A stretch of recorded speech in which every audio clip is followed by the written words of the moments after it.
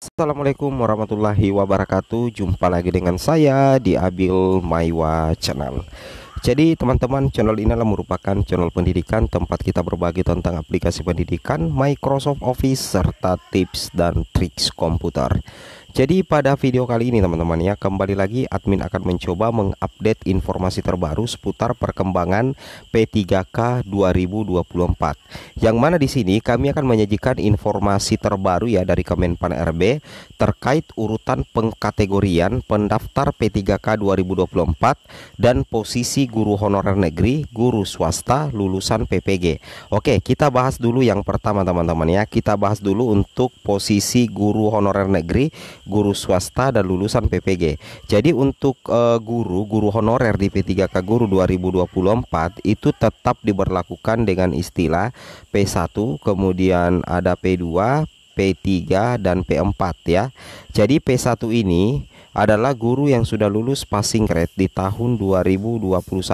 Posisinya untuk P1 yang jumlahnya ini sebanyak 12.000 P1 itu tidak dites lagi di P3K Guru 2024. Jadi tinggal menunggu penempatan teman-teman ya. Sedangkan untuk P2 ini XTHK 2, P3 guru honorer negeri dengan masa kerja 3 tahun ke atas dan belum lulus P3K di tahun 2003. Untuk P2 dan P3 itu akan mengikuti sistem SJT di P3K Guru 2024 teman-teman ya, tetapi tentunya tidak sama dengan pelamar umum. Sedangkan P4 ini tetap CAT UNBK BKN teman-teman ya. Jadi tetap berdasarkan urutan prioritas. Jadi posisi guru honorer negeri, guru swasta, lulusan PPG itu tetap mengikuti urutan prioritas ya. Ada P1, P2, P3 dan P4. P1 ini jumlahnya 12.000. Ini yang masuk prioritas penuntasan teman-teman. Kemudian disusul P2, disusul P3 dan ada P4. Nah, ini dari Kemenpan RB juga sudah mengumumkan terkait dengan urutan pengkategorian pendaftar P3K 2024. Ini bersifat umum. Sedangkan di sini yang kami bahas tadi ini bersifat khusus guru. Tapi kalau urutan pengkategorian pendaftar P3K itu bersifat umum teman-teman. Kita langsung saja to the point ke informasi.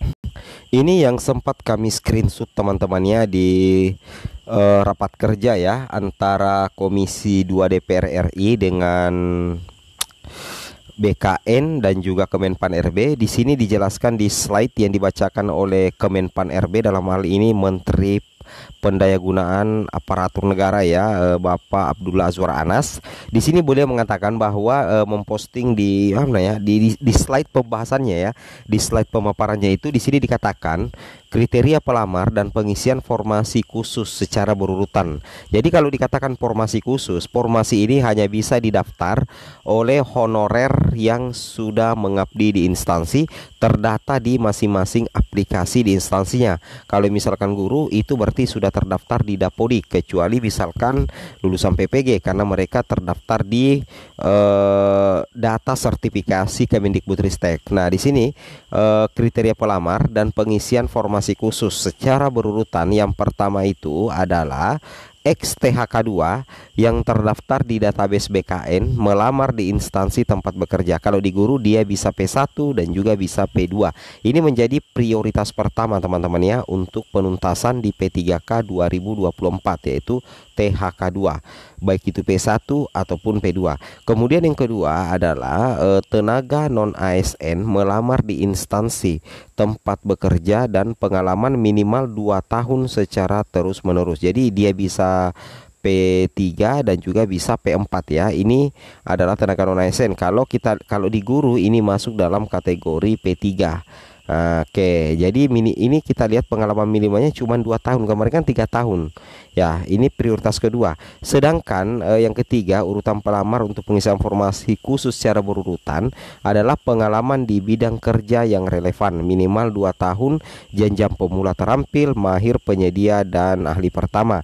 Minimal 3 tahun untuk jenjang muda dan minimal 5 tahun untuk jenjang utama. Ya, kriteria pelamar formasi umum itu pengalamannya minimal 2 tahun. Ini secara umum untuk kriteria pelamar dan pengisian formasi khusus secara berurutan. Itu yang harus teman-teman pahami ya. Kemudian ada 5 informasi dari Menpan RB teman-teman yang seharusnya teman-teman pahami. Yang pertama itu pendataan non ASN ya. kemudian ada verbal data oleh BPKP dan BKN, alternatif metode seleksi, ada full time dan ada part time, kemudian ada penetapan kebutuhan formasi dan penetapan status part time dan full time. Jadi kalau kita lihat ya, kita ambil kesimpulan dari informasi Menpan RB, jadi nantinya metode seleksi untuk P3K honorer untuk menuntaskan 2,3 juta honorer itu ada dua teman-teman. Ada nantinya disebut P3K full time atau penuh waktu, dan ada disebut istilah P3K part time. Namun jangan khawatir ketika misalkan teman-teman masuk dalam kategori P3 part time, itu secara bertahap teman-teman juga akan diangkat menjadi P3K penuh waktu. Jadi tetap semangat teman-teman ya. Ini informasi dari Kemenpan RB pastinya ya, seperti itu kira-kira. Kemudian di sini tambahan informasi terkait dengan pengusulan pengajuan formasi CPNS dan P3K 2024. Di sini yang pertama ini pengusulan pengajuan formasi CPNS dan P3K 2024 ada 3 kategori. Yang pertama THK2 meskipun ijazah SMA, guru yang terdata di database BKN ini masuk dalam pendataan non ASN. Kemudian guru yang tidak terdapat di database BKN, PPG Prajabatan, guru swasta dan guru negeri TMT 31 Oktober 2023 ke atas.